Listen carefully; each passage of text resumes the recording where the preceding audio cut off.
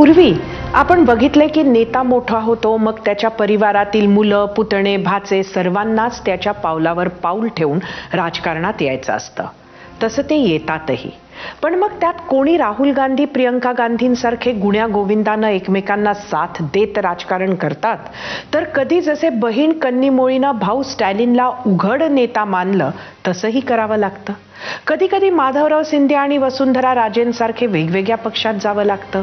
कधी पक्ष एक असला तरी लालू प्रसाद यादवांच्या किंवा मुलायम सिंग यादवांच्या घरात घडली तशी यादवीही पाहायला मिळते.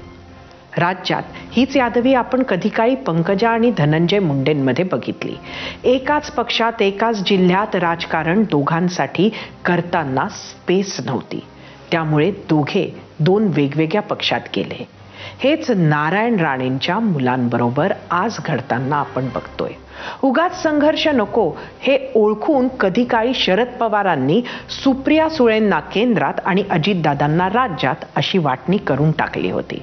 पण इथे मतदारसंघापुरती लढत मर्यादित नव्हती, तर थेट पक्षावरच्या कंट्रोलसाठीची लढत होती. अखेर कुटुंब आणि पक्ष दोन्ही फुटण्यात त्याचं पर्यवसन झालं. हेच उद्धव आणि राज ठाकरेंबरोबर सुद्धा घडलं. आज जे नितेश आणि निलेश राणेंमध्ये घडतंय ते खरं तर त्या दोघांमधला संघर्ष नाहीच, तो आहे कोकणासाठीचा संघर्ष. एकनाथ शिंदे आणि देवेंद्र फडणवीस यांच्यातील राजकीय महत्वाकांक्षांचा संघर्ष, भाजप आणि शिवसेनेतील आजचा संघर्ष. हीच ती वेळ, हीच ती निवडणूक आहे जेव्हा भाजप कोकणात भक्कम होऊ शकतो आणि त्यासाठी शिंदेंच्या शिवसेनेची रेष छोटी करावी लागणार. या लढ्यात भाजपाची रेष मोठी झाली तर नितेशचं नेतृत्व यशस्वी होणार. या निवडणुकीत शिंदेंच्या सेनेची रेष छोटी झाली तर निलेशच्या राजकीय अस्तित्वावर परत ढग जमू लागतील. त्यामुळे ही भाऊबंदकी नसून ही आहे राजकीय अस्तित्वाची लढाई. इतक्यात उद्धव आणि राजची मुंबईत 13वी भेट, त्याला बैठकही म्हणू शकतो.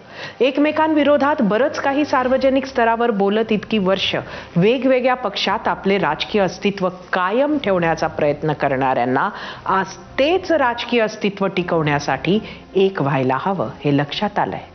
पण त्यामुळे इथे भाऊबंदकी संपली असंही नसतं. राणे बंधूंसारखीच ही सुद्धा परत एकदा फक्त अस्तित्वाचीच लढाई.